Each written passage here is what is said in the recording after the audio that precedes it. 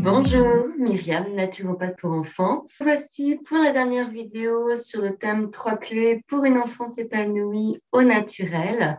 Donc la dernière vidéo te parlera de la troisième clé, la toute dernière, qui est donc avoir des ressources naturelles pour être plus autonome chez soi. Pour moi, avoir des ressources naturelles, c'est avoir en fait tout simplement dans ta trousse à pharmacie des méthodes naturelles comme les fleurs de bac par exemple, dont on a parlé dans la deuxième clé, ou encore les huiles essentielles, et aussi connaître leur utilisation sans danger.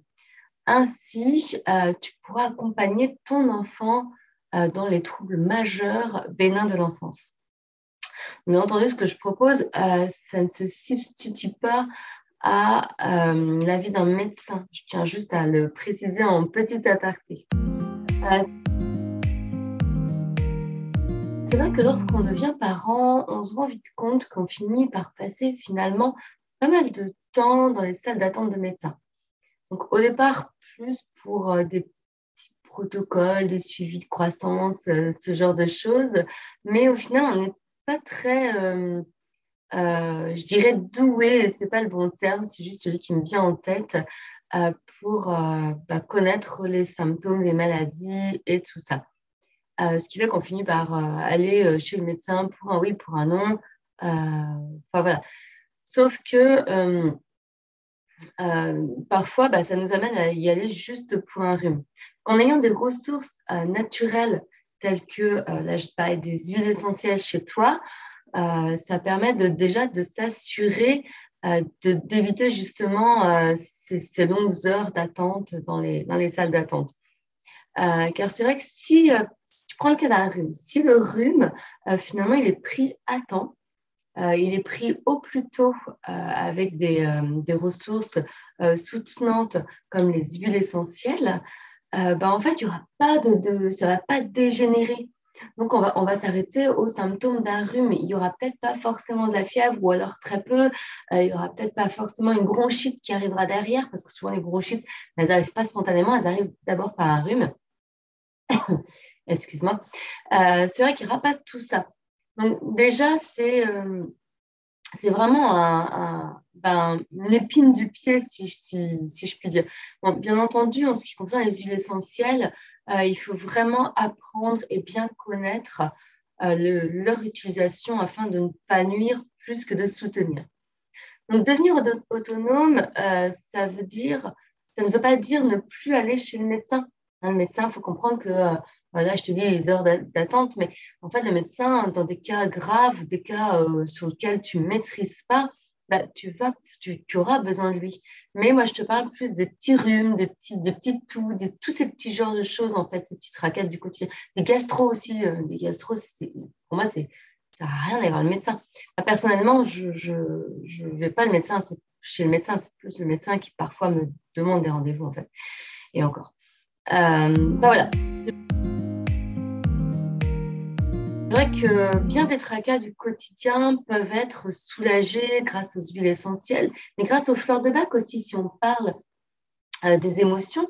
On parle des huiles essentielles, mais il y a d'autres remèdes qui peuvent être utilisés sans causer de tort à ton enfant. Toi, tu gagnes en sécurité, tu gagnes en sérénité, tu gagnes aussi en confort, en confiance en toi. Ça te fait travailler ton intuition également. Voilà, tu as énormément de bénéfices euh, qui, euh, qui découlent en fait de cette autonomie que tu as chez toi en fait. Moi, j'ai souvent entendu, oui, mais on ne peut pas donner d'huile essentielle aux enfants. C'est dangereux. Alors, oui et non. Oui, certaines huiles essentielles sont dangereuses, ça c'est certain. En effet, on ne peut pas toutes les utiliser pour les enfants. Mais ce qui est aussi dangereux, c'est aussi la méconnaissance. C'est-à-dire que d'utiliser des huiles essentielles sans être passé par une phase d'apprentissage ou par un spécialiste, pour moi, ce serait vraiment une aberration en fait. On, on a besoin d'avoir des connaissances claires sur les huiles essentielles. Croire que c'est compliqué justement d'acquérir ces connaissances, ça peut être un frein justement dans cette utilisation-là. Bien entendu, il y a un temps d'apprentissage, de connaissances ou des spécialistes à aller voir. Bien entendu, on ne fait pas n'importe quoi. Mais pour guider ton enfant au naturel, tu n'as pas besoin de devenir un spécialiste. Tu as juste à savoir ce qui est utile pour toi et ton enfant. Donc oui, de cette manière, l'utilisation est possible pour ton enfant. Certaines huiles essentielles peuvent être données dès 3 mois aux enfants. Aux bébés, même si je puis dire à 3 mois, ce sont toujours des bébés. Il faut juste connaître la bonne utilisation.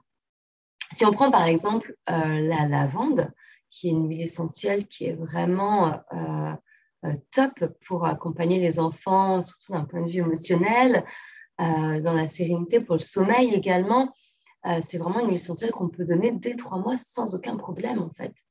Donc c'est vrai que ce serait dommage de se passer de ce genre de choses. Maintenant, une fois que cette phase d'apprentissage sera faite, toi, tu auras toutes les clés en main pour mettre en place cette méthode chez toi, au fur et à mesure. Parce qu'au départ, tu seras obligé de toujours te référer. Attends, qu'est-ce que je peux utiliser pour ça ou pour ci? Donc voilà, au fur et à mesure, en toute tranquillité chez toi. Tu te sentiras fier d'être un parent, du parent que tu seras devenu. En fait, un parent qui, lui, sait utiliser des ressources bienveillantes et naturelles pour son enfant. Un parent qui sait ce qu'il doit faire quand son enfant a besoin de lui. Enfin, moi, je trouve ça génial. Moi, c'est ce que je fais en fait chez moi et j'ai pas besoin d'aller voir ici ou là. Voilà, j'ai mes petits protocoles que j'utilise pour ça. Je les utilise pour toute la famille. Souvent, c'est les mêmes huiles essentielles qu'on utilise, mais pas de la même façon puisque ben on n'a pas tous.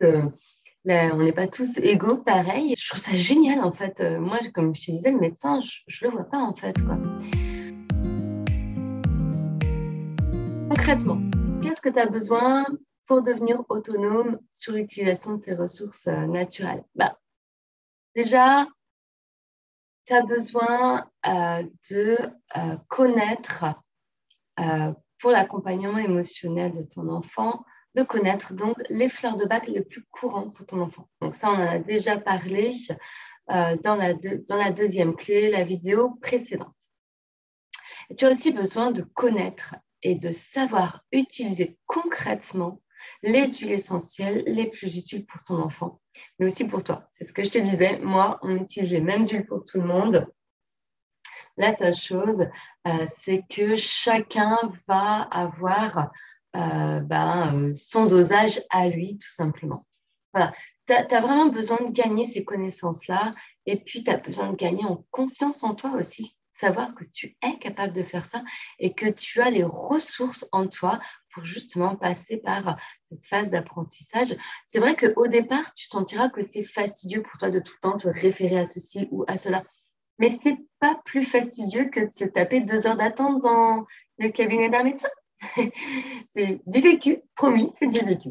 Donc, du coup, c'est vrai que cette phase-là, pour moi, c'est génial. Donc, si tu as des questions au sujet de cette clé, n'hésite pas à me les poser en commentaire de cette vidéo.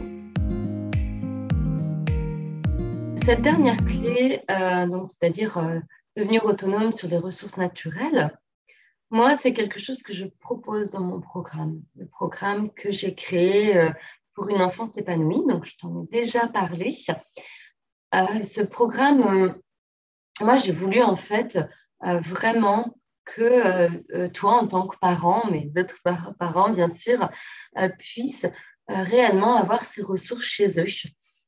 C'est vrai que moi, c'est quelque chose que j'ai chez moi et du coup, ça me permet non pas de plus avoir de maladie chez moi, mais en tout cas de ne jamais avoir eu de maladies qui ont dégénéré.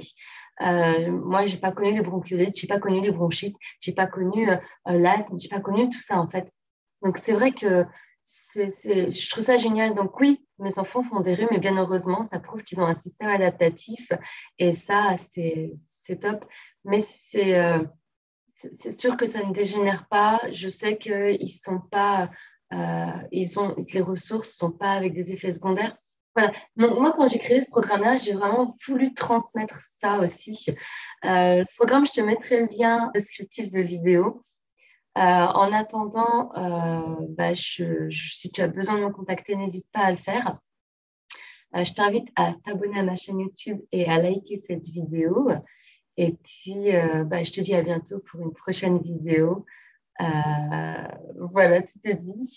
Je te souhaite une bonne fin de journée. Au revoir.